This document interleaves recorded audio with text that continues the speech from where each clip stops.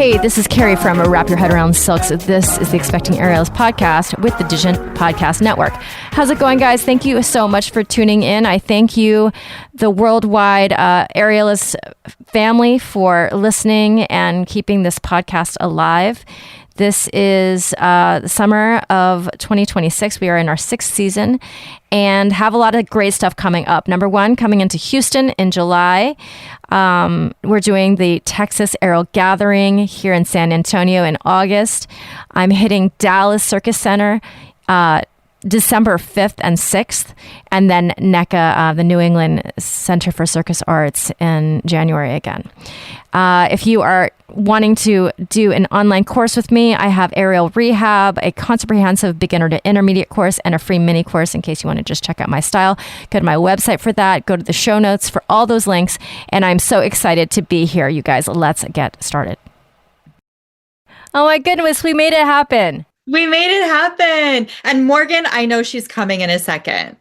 So she should be here too. Oh, I didn't know I was getting a second person. That's great. Yeah. She's the midwife. I'm the sex therapist. Oh my God. And your blouse is fabulous. Thank you. I really like shoulder pads. It's very 80s of you, but it's like you have like the hair pulled back and like the big blousey. I love it. Oh, we do have a Morgan. How are you? Oh my God, I'm hot and sweaty and perimenopausal. Hi. And, hi, Morgan. How are you? I was just saying how much I'm like having a hot flash right now. It really is. No, it's the fucking worst. I'm going through it. I'm also in a closet, as you see, because it has the best sound quality of my entire house. Yeah. It's insulated, but it also has a fan, but no AC. So I'm even more sweaty, and I'm sitting on a physio ball, so I'm like stuck to it. You guys, it's okay. I complain about this every episode. Listeners, I have Morgan Miller and Laura Federico here. They are a pair. I'm going to have them introduce themselves. But this is the Expecting Aerialist. So the women that you are talking to are all ages between like teen into their 60s and 70s. They're obsessed with this one sport called aerial silks. You know, Lyra, we are in the air. We are generally a hypertonic pelvic floor population. We overtrain. We are not patient, but we're like the raddest. The raddest group of ladies. So if you guys would one at a time introduce yourselves, what your specialty is, and how you guys work together. I'm Morgan. I am a midwife and I practice in Maine. I have a practice where I do a lot of gynecological care, but I do the baby business as well, where we have babies at the birth center here. And then I am lucky enough to know Laura and have started this project that we created together to really help make sure that basically your listeners are our complete demographic. So that's beautiful and gorgeous. Just to make sure that people have the knowledge that they should have about how their bodies function and how to best support them. Because something that we've seen in our respective practices year after year after year is just people coming in and saying this thing like, why didn't anybody tell me this? And there's so much prevention in body knowledge that we can have if we set up these really simple systems. So I'll hand it off to Laura. Yeah. Hi, I'm Laura. I am a sex therapist in private practice. I work with people with all different emotional experiences, but most of the time we're talking about how they feel within their sexuality and how they feel in relationships, and if they're having the type of sex they'd like to be having. And like Morgan said, we've been collaborating for, I don't know, maybe like a decade together. And then over the past 5 years, really specifically around this idea of like hormones, how our hormones show up in our bodies, and how people can have general body information, not just like, you know, sex ed, but like health education about their bodies before crisis hits. And then they're forced to learn about it. Okay, I want to know, just tell you guys how on brand I am, because my kid's been asking for a squishy, and I went today to the store and I got her this. This is going to make you guys laugh. Ready? Let me see. Let me see it. It's a gigantic Gorgeous. Pickle, but it looks like a lot of other things. It looks kind of grotesque, but I feel like it's on brand. Right, Bean? Hi. She's my 6-year-old. So, okay, where should we start? Where do you guys start these conversations with people? Because we have all types of women. We have women who are, before their pregnancies, they're trying to get pregnant. They're dealing with infertility. We have women right in the middle of their pregnancy that I talk to a lot. They're talking to me about birth plan. They're talking to me about having their first kid and how this is going to come out, or if they're going to have a C-section. And then we have plenty of women on the other side of it where they're mothers like me trying to get their body back. So where do you guys want to start? Like, where's your specialty lie? Yeah. In all of that? I mean, Morgan, you might be in the pre, right? In the beginnings. Well, actually, both of you guys, beginning stages. I mean, I think all of it, but I think one of the things that's most exciting to Laura and I is starting to talk about hormones like bigger than pregnancy too, and preparing for that or recovering from that, and recognizing, I think particularly for your listeners, it could be cool, the like concept that, you know, like what a hormone is a chemical messenger in the body. That's it. Like, it's not something that's specified to procreation or your uterus or anything like that. Like, that's a hormone. It's a chemical messenger. It goes around your body and tells it to do different jobs and different functions and communicates different needs. And so when we're talking about understanding hormones, we're acknowledging that the hormones that are like cyclical and predictable with the menstrual cycle, there are hormone receptors in every body system outside of that like uterine pelvic bowl area. And so we're talking about muscular systems, skeletal, ligaments, cardiovascular systems, respiratory systems, digestive systems, like neurology, like how does your brain work and your cognition, all of those things, because they have receptors when there are those regular, cyclical, relatively predictable phases.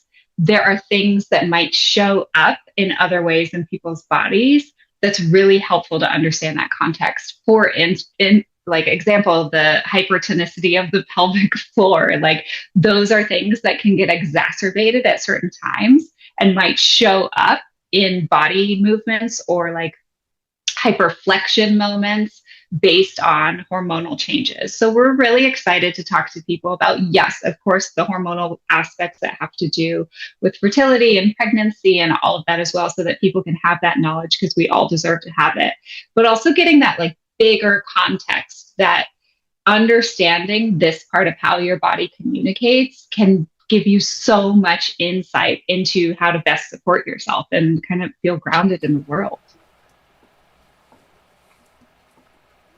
Okay, so imagine a woman who is like, imagine me about 15 years ago. I'm in my practice. You're saying that different parts of my month, different parts of my cycle, my hormones could be doing things that really affect if I can do the movement patterns that I'm usually able to do. Is that what you're saying? Potentially. So a lot of people might notice that there's different like coordination with balance. Or energy levels, or, you know, there are common instances where people experience more like heart palpitations. So they might notice that body difference as well. The same way, you know, we're talking about perimenopause and you hit hot flashes. Like all that is a different hormonal cocktail that communicates in your body a different thing that's happening in it. So there's so many aspects where it could show up. Okay, so what should an aware woman do to know more about how that's fluctuating in her body through her cycle? Is there any ways we can know this? Because I know that the only time I knew anything about my hormones when I got first tested to freeze my eggs, and then now tested to go into HRT. That's the only time I've ever gotten my hormones tested. Is it? Are you talking about the testing them, or is it more intuitive that we can know about our bodies? We're talking about a little bit more than that testing. The testing can be a really cool thing for people to do as needed, just like you were talking about in those scenarios. Testing is a really cool way to see if you're in like a relatively expected threshold of certain hormone levels. But one of the things that's really wild about those specific hormones is that when you are testing either through like blood or through urine, you're going to get a result of that hormone in that moment. For instance, like that's what my estrogen was on Tuesday at 3 p.m. when I got that blood draw done. But when you are a person with cycles, the amazing thing is that those fluctuate regularly in a healthy fashion and like a typical physiological fashion. They fluctuate and go up and down in these predictable patterns. So what Laura and I are talking about is setting up a way for you to understand how to read those fluctuations and not have to rely on getting like a blood draw every 3 hours for a month and figure that out. You can still get the same knowledge of how that hormone is functioning in your body. The actual level of the number of the thing that the lab tells you, it doesn't mean as much as the function and how it shows up in your body.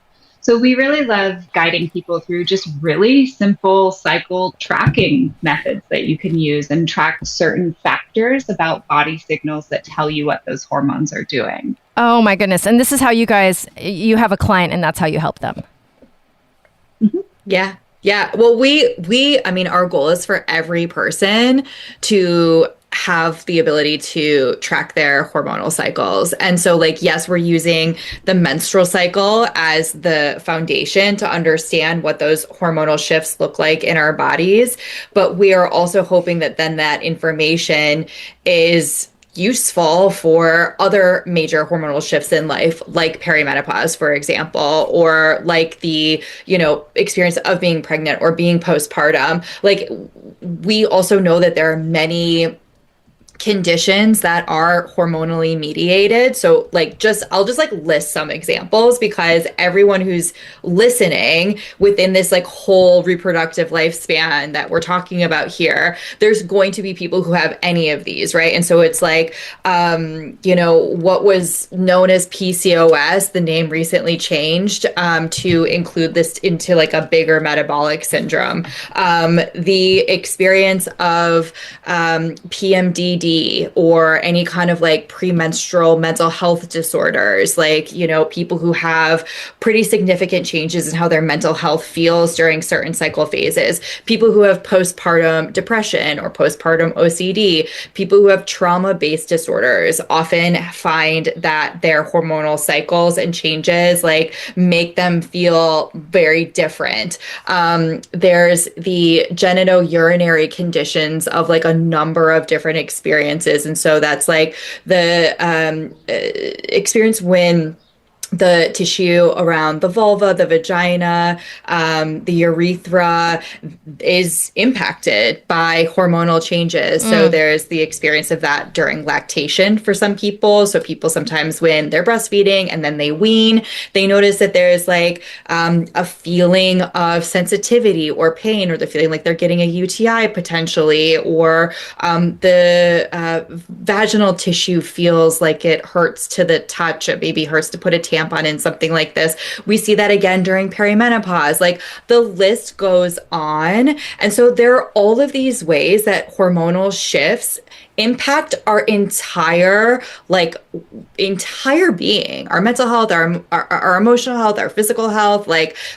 ADHD, we now know, is impacted by regular hormonal shifts. I mean, there's just so many experiences that people can have. And I just named a handful. The list goes on and on and on. So if we have baseline understanding through menstrual cycle tracking, a really good data set of what happens in our bodies when our hormones shift, then we're so much better prepared for any of these other potential things that can happen down the line. And it helps us understand what's going on in our bodies. Let me say one more thing, because a lot of people out there are dealing with pain with sex. I know this because I'm a sex therapist. Pain with sex is often related to hormonal experiences. So there's just so much here. And you guys wrote a book. Am I right about this? Yeah. Tell me about this book and what made you guys say, okay, we need to write this book that people can pick up and learn everything that we've learned. I mean, Laura and I started out just collaborating as, friends and colleagues, the midwife and the sex therapist. So we had shared clients where we were realizing we were having similar problems walking in the door, where people just needed this information, needed to understand it and be able to collect this information so we could figure stuff out. And we truthfully realized like the tool we needed didn't exist. So we made this tool, we made this tracking system that's beautiful, really easy to use, and also really easy to understand. So you don't have to work with a Laura or a Morgan to understand your hormones. You can understand them on your own. But I think for us, what we realized is this is too frequent. It's like too frequent how many people walk in the door saying, why didn't anybody tell me this? I can't believe this. Why did it take me 10 years to get a diagnosis? Like, why? Where Laura and I are now out here, screaming from the mountaintops, like, you all deserve this information. And we're trying to get it to as many people as possible to get to that preventive aspect of care rather than just crisis management that we're all so used to. Okay, I love this. So my listeners, you can pick it up. It's called The Cycle, correct? And you guys, I'm sure it's everywhere you can find books, right? Yeah, The Cycle book. It's called everywhere you can buy books. Amazon, everywhere. Okay, awesome. Okay, I would like to talk about SEX, both prenatal and then postpartum. Because what happens during prenatal is there's a baby, obviously. And let's talk about the mechanics of that, and then also the mechanics of what we are experiencing as postpartum. And even in my case, postpartum / perimenopausal woman who's changing. And I'm like, what's going on? This is not what I'm used to. This is new landscape. Yeah. Morgan, you want to tackle prenatal? Yeah, I mean, there's so much physical change in pregnancy as well as emotional as you're preparing to grow your family. And I think it's a really cool opportunity, actually, for people to, in whatever their partnerships may look like, explore new dynamics of conversation and explore really like that exuberant consensual conversations around sex to make sure that people are having the type that they like. There's some common differences that people will experience with like varying levels of lubrication. Sometimes people experience more of that in pregnancy, just as the vagina is like this self-cleaning system. So it produces more and more in pregnancy for some people. There's like different body fluid changes. If you're a person who's had a baby before, when you have an orgasm, you might experience that you like express milk during that process. And that's something that's like a nice thing to have a heads up about. The other thing is like orgasm can feel really different. It's like usually something that is felt in this particular part of the body. But as your uterus is growing, you might feel that in a really different way because the uterus is a muscle and it responds to that same kind of muscle contraction. So there's new things that are helpful to know about. But I think the coolest thing in understanding the just physical changes that happen is that sometimes like sex ends up looking different. There's creativity in positions and things like that to make sure that there's comfort. People's desire levels really change. Some people it's like through the roof, and other people it's like, see you in a couple of years, I'm over it. And all of those things are normal and fine, but it's really great opportunity to have these explicit, lovely conversations, which I know Laura is so wonderful at attesting to. She's like so offended. I kicked her out. Yeah. Cute. She's my co-host, so she's like, obviously I need to be here. It's my podcast too. I love that. I love that. Talking about? So one of the big myths that at least my partner, like, just, it wasn't even a myth. He just couldn't get over it, that he was like, she's in there and I'm in there. And I'm gonna, you know what I'm saying? Can you talk about that? Yeah. Because this is something that no one has told me about. I have no idea what's going on. I mean, it's true, like proximity or it's close area, but like the body's really smart. There's lots of layers of muscle and fluid and all of these things. It's really protective. But the reality is it's all about everyone like being comfortable and having fun and having connection. And so that, sometimes partners are just like, I want to have sex in different ways now because this doesn't feel comfortable to me, and that's okay. And sometimes the discomfort of the pregnant person is there in a different way. There's really cool products on the market. There's this thing called the O nut, which is a way to like control the penetration that happens with intercourse, that sometimes provides comfort for both parties in that instance. But I think like the thing that I find that's so powerful about having these conversations with clients is just seeing how conversations can change intimacy and what sex looks like, and like relational dynamics in people as they're going through a life change together, you know, growing their family. It's really the like conversation piece that's cool. Oh, Morgan, just to be clear, the penis is not touching the baby. No, there's like cervix, and the cervix is usually like 4 centimeters, and there's like 2 bags of water, and then there's like this much fluid. There's like much distance, but I mean, it feels the way it feels.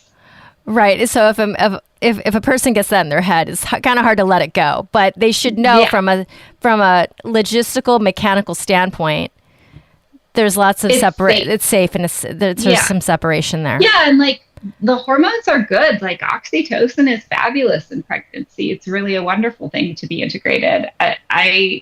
You know, you also don't have to have intercourse to have oxytocin. Like you can achieve orgasm in other ways as well, or find it, you know, not in sexually explicit related ways. But yeah, it's safe. Okay, so let's talk about after the baby comes out. So my experience, which my listeners have heard many times, is that I was dealing with anxiety my whole life anyway. During the pregnancy, I came off my meds. I felt happy as a clam because of the hormones that were going through my body. I had the baby. I went down off a cliff, and my anxiety just, I tanked, and it was many months until I got back on my meds and then came back up. But even through all of that, I could tell my pelvic floor was just like so sensitive. And when I did see a pelvic floor specialist, and she explained that I need to kind of do some internal massage, it just felt like there was no elasticity. And I was like 41 when my baby came out. And it's something that I even struggle with today. It just feels like that skin around there is thinner and it's not as elastic.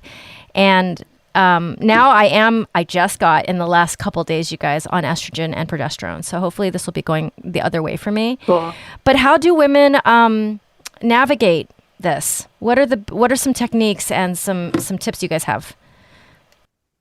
Yeah, well, I'm sorry to hear about that experience. And at the same time, it's one that we hear a lot.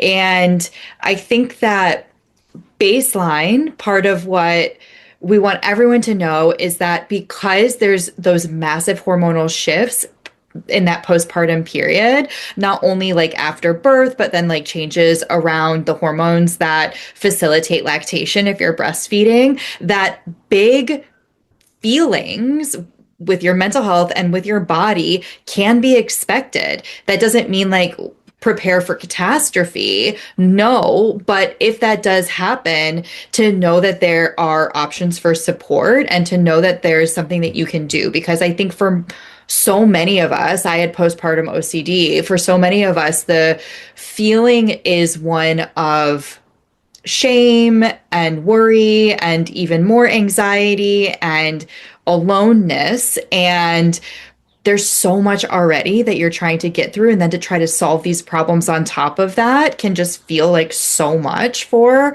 anyone going through that. So I just want to like really say to everyone listening, if something like this has happened to you, or if you are pregnant and thinking about that postpartum period, these hormonal shifts can instigate big changes in how we feel, but that doesn't have to be the end of the world. And there's a lot of options here for us. But the way that we get to advocate for those options is by like believing what our bodies are telling us. And so, you know, when it comes to sex, when it comes to any type of like intimacy with partners, something that we really want to encourage is a conversation about what's feeling okay and what's not. Like to start off with, like, how is your body feeling? And for you, it sounds like there are these like, you know, pretty specific pieces which need to be addressed. And I mean, pelvic floor physical therapy is amazing. Talking to a provider about potential hormone treatments for exactly what you're describing, those like changes in tissue that are impacting what sex feels like. Like we want people to get the attention that they need for the like real changes that have happened in their bodies. And so if sex is painful, if it is painful to touch your like erogenous zones, your genitals, your vulva, your vagina, like this is a sign that a provider can be really helpful.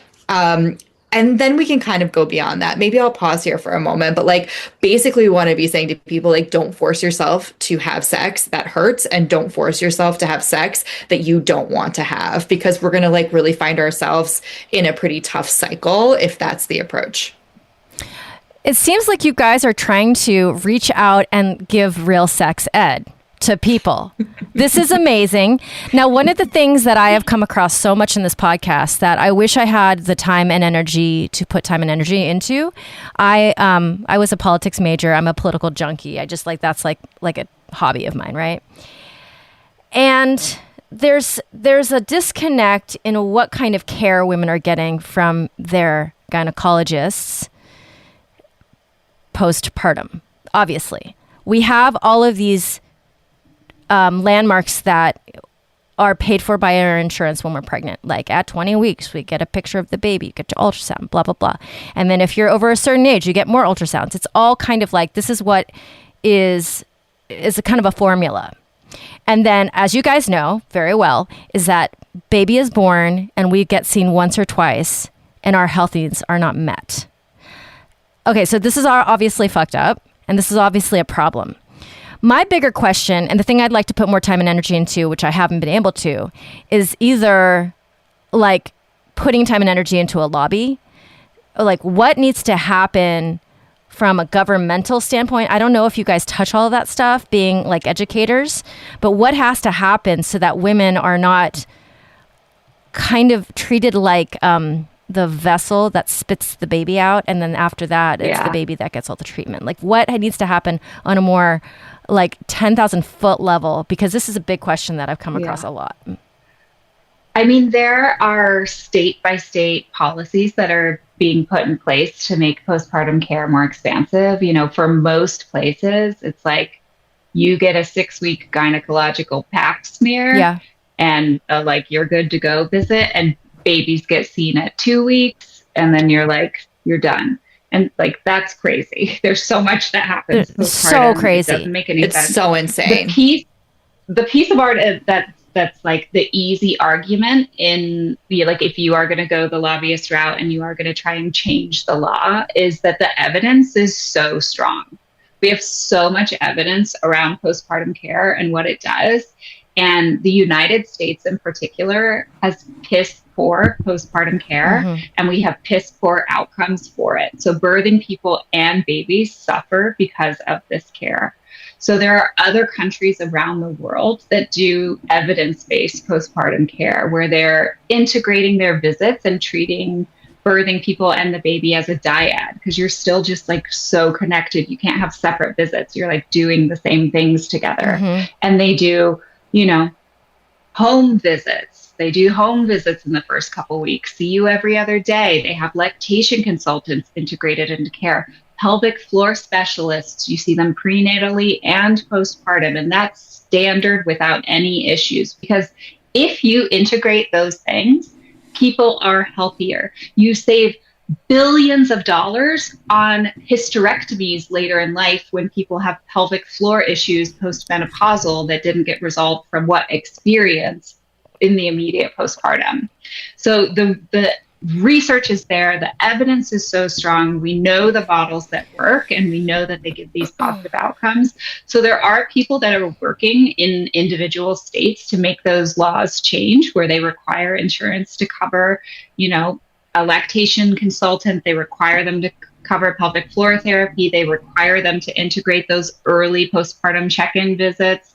And there are people who are working to do that federally as well. So I think it's valuable for any of your listeners that feel that that's really important. Like, do some quick Googling, find out who's doing it, because we need all the help we can get to make this stuff change. It should have happened so long ago.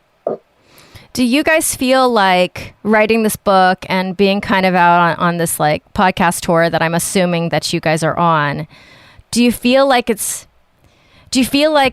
things are shifting? Do you feel like they're... No. No. Yeah, that's sad. I know. I mean, look at what's happening when we're talking. It's kind of going backwards, to be honest, in our administration currently. Yes, right? Yeah. I mean, we're talking about policy right now. Like, look at what's happening with policy. Like, this is like a fight. This is, I mean, we try to deliver this information in a like, you know, kind of non-political way so that it gets out to as many people as possible. But like, we are in a daily fight for our rights. And if we don't have basic health information about our bodies, we are fucked, unfortunately. Yeah. And so it feels like this is so critical that we're starting to provide information to people and to present this as like necessary in order for us to be able to participate in this fight. But no, I would say that we've been doing this, and it's even just like the idea of like, what is ovulation? Like, we've talked about ovulation as a process like so many times over and over and over again. And it's not like the more that we talk about it, more people are like learning about it, or there's difference in like how health education is happening or sex education is happening. It's like, you know, we're sort of like, it's like the first time every time. And it's tough out there for us, you know, for all of us, I mean, for everyone listening. Like, it's fucking tough out there right now. When I put my like public health hat on, the unfortunate circumstances are, at least in this country, we are in a broken healthcare system that is not going to be fixed in your lifetime. And that is a truth. It is just the reality. It's not fair. It's not okay. But it feels very important for Laura and I to be equipping people to be able to navigate that system so they may still be taken care of, because the system wasn't built to actually take care of them. But there are ways to be okay. And it has to take this like building that autonomy, building language skills, building the like ability to articulate what is happening in your body to the systems around us. Yeah, the whole idea of, and not every male doctor does this, but, and some female doctors do it too, like the idea of being gaslit in your doctor's office. Yeah. The idea of going in, and maybe not straight up gaslighting, but they're just like, you might think it's this, but maybe it's just your diet, you know? Like, not putting the hormone in the forefront of the conversation, right? You guys must get this constantly.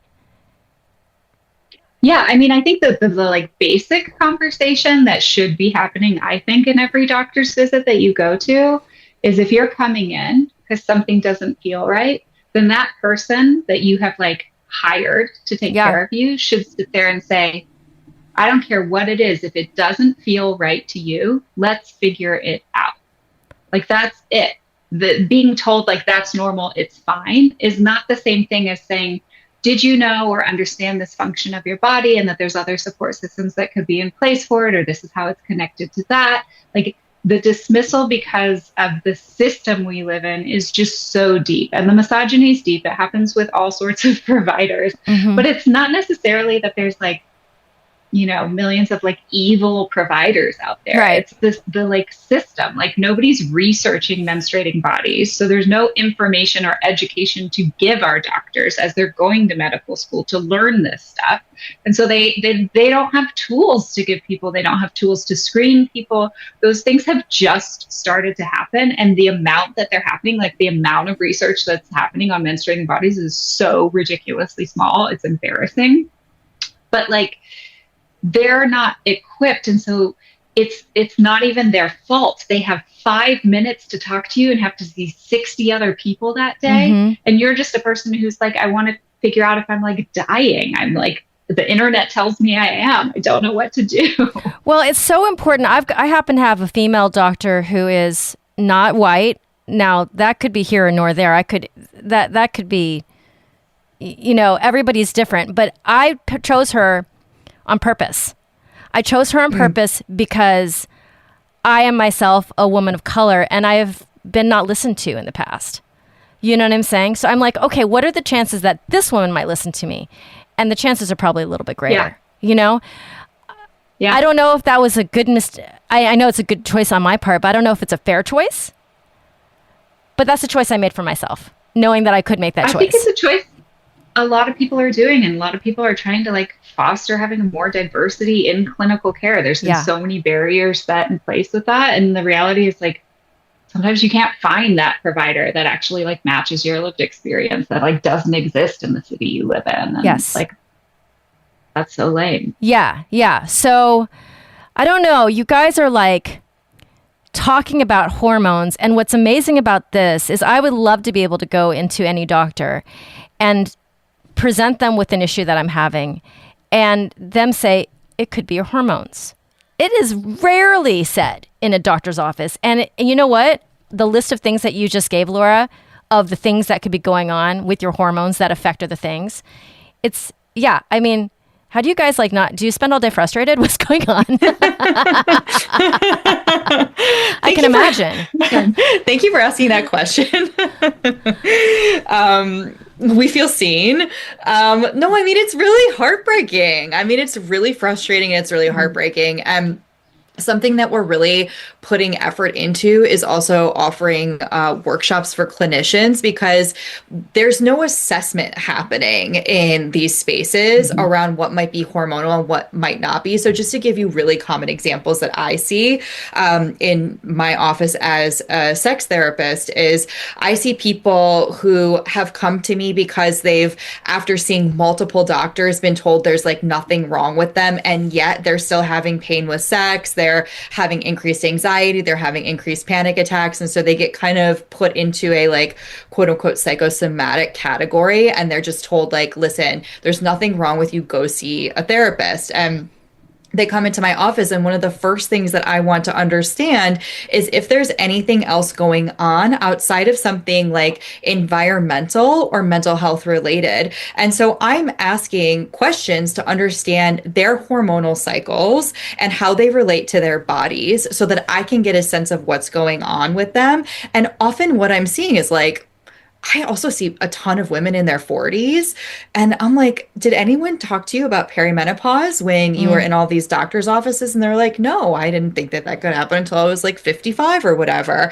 And so I'm immediately giving a referral to, luckily a handful of great providers that I know. And those are going to often be a reproductive psychiatrist or an OBGYN who's menopause certified, or a midwife who works with people who have like trauma histories and understands how things show up in perimenopause. And so I'm immediately doing a referral out. Someone's getting the treatment that they deserve for perimenopause. And then they're coming back to me, and guess what?